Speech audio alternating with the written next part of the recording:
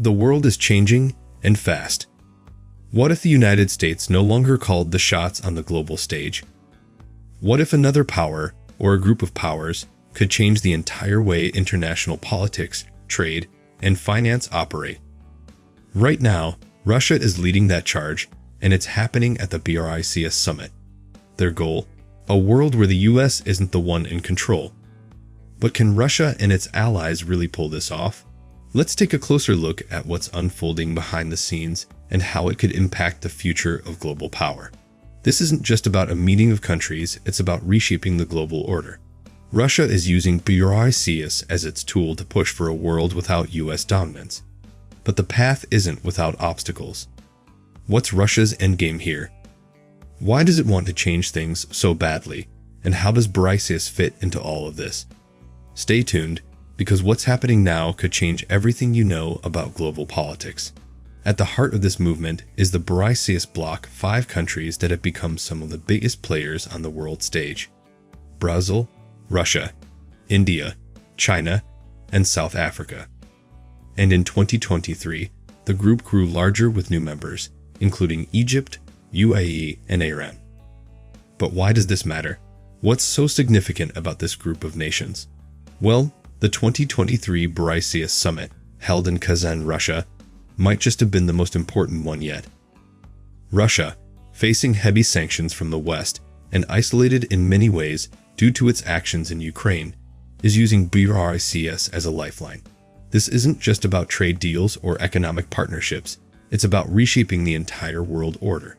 Russia wants to create a global system where the US doesn't dominate everything, and BRICS is the platform it's using to do so. But can this group really pull off such an ambitious goal?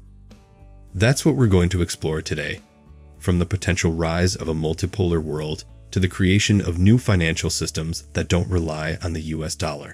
Now, here's the real game changer: a multipolar world. What does that even mean? In essence, it's a world where no single country like the US dominates everything. Instead, power is shared among multiple influential nations. Russia, under President Vladimir Putin's leadership, has been pushing hard for this kind of world. Putin sees it as a way to break free from the US and its allies' control, and he's using BRICS as a vehicle to do just that. At this year's BRICS Summit, Putin didn't just sit back. He declared that a new world order, a multipolar world, is forming right in front of our eyes. But is this an achievable vision, or just political theater? To answer that, we need to explore why Russia is so invested in this idea. Since the Ukraine conflict and the wave of sanctions that followed, Russia has found itself isolated from much of the West. Traditional financial systems have become inaccessible. Trade with Western nations has all but dried up, and its economy has faced unprecedented challenges. So what's Russia's solution? Turn east, of course. More specifically, align with the global South and strengthen ties with countries that aren't aligned with the US. The BRICS nations have given Russia an economic lifeline, especially countries like China and India, who continue to buy Russian oil despite the sanctions. But it's more than just about survival. Russia sees BRICS as an opportunity to reshape global diplomacy. By fostering these relationships, Russia can maintain influence in global markets, even when cut off from Western systems. But will this strategy really work long-term? What makes BRICS so powerful isn't just the original 5 countries. It's the new additions. In 2023 alone, BRICS nearly doubled in size, welcoming countries like Egypt, Ethiopia, UAE, and Iran. This isn't just about adding new names to a list. Each of these countries brings strategic value. Take the UAE and Saudi Arabia, for example, 2 of the world's largest oil producers. Their inclusion means BRICS now controls a significant portion of global energy, which is a massive advantage. But here's where it gets interesting. These new members come from very different backgrounds. Some are even geopolitical rivals. So how can a group that's so diverse stay unified in its goals? And how does this expansion fit into Russia's grand strategy? The Kazan Declaration, a key outcome of the BRICS Summit, outlined ambitious reforms.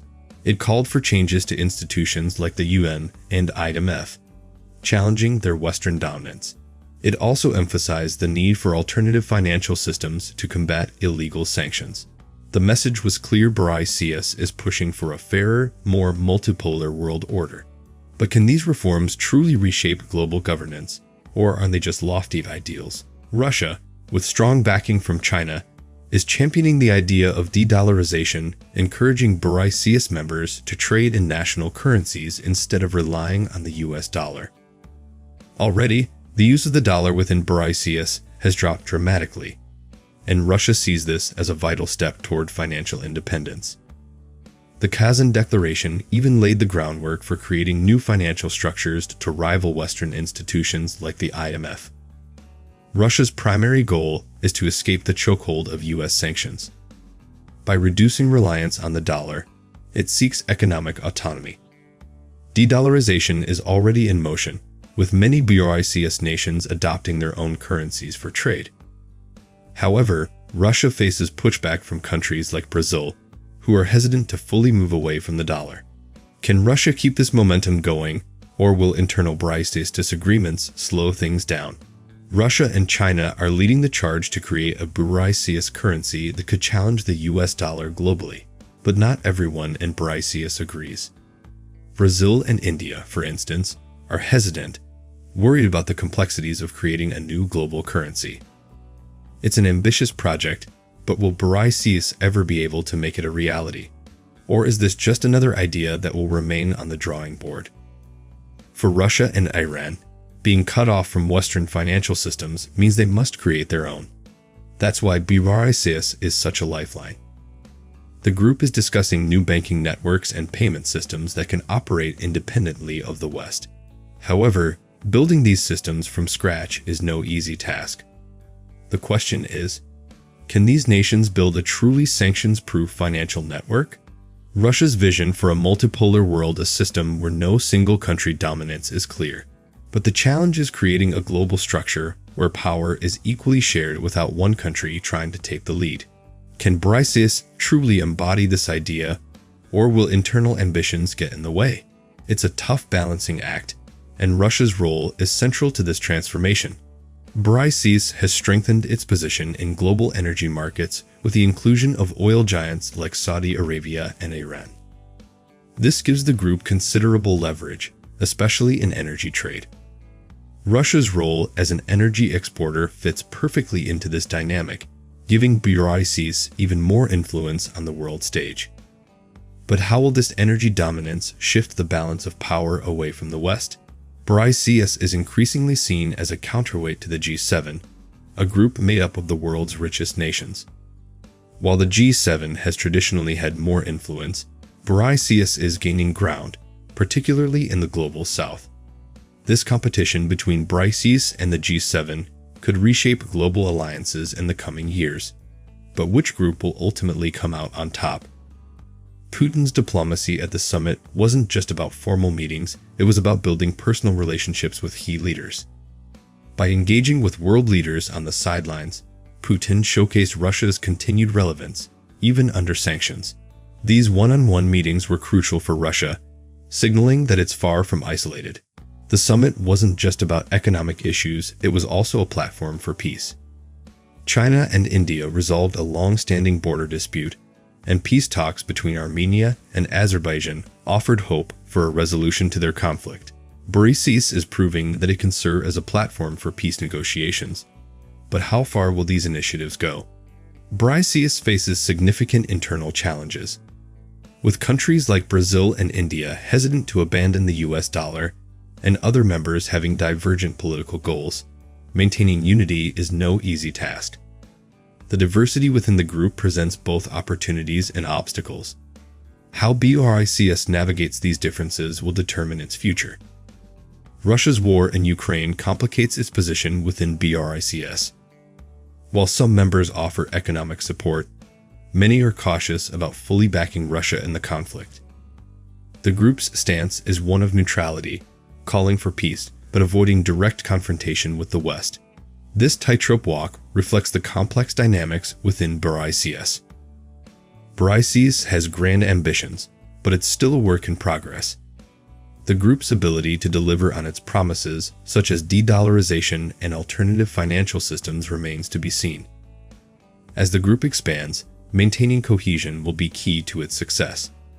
The next few years will be critical in determining whether BRICS can truly reshape global governance. For Russia, the summit was a chance to show the world that it's not isolated. By hosting world leaders and strengthening alliances, Russia is signaling that it remains a key player on the global stage. The challenge, however, is turning this messaging into real influence. Will Russia's efforts through BRICS be enough to secure its place in a new world order? BRICS is slowly changing the landscape of global power, but the path ahead is uncertain. Will Russia and its allies be able to create a viable alternative to the US-led system, or will internal divisions keep them from reaching their full potential? The world is watching, and the stakes are high. What do you think? Comment below, share your thoughts, and don't forget to subscribe to the channel. Hit the bell icon to stay updated on more stories that shape our world.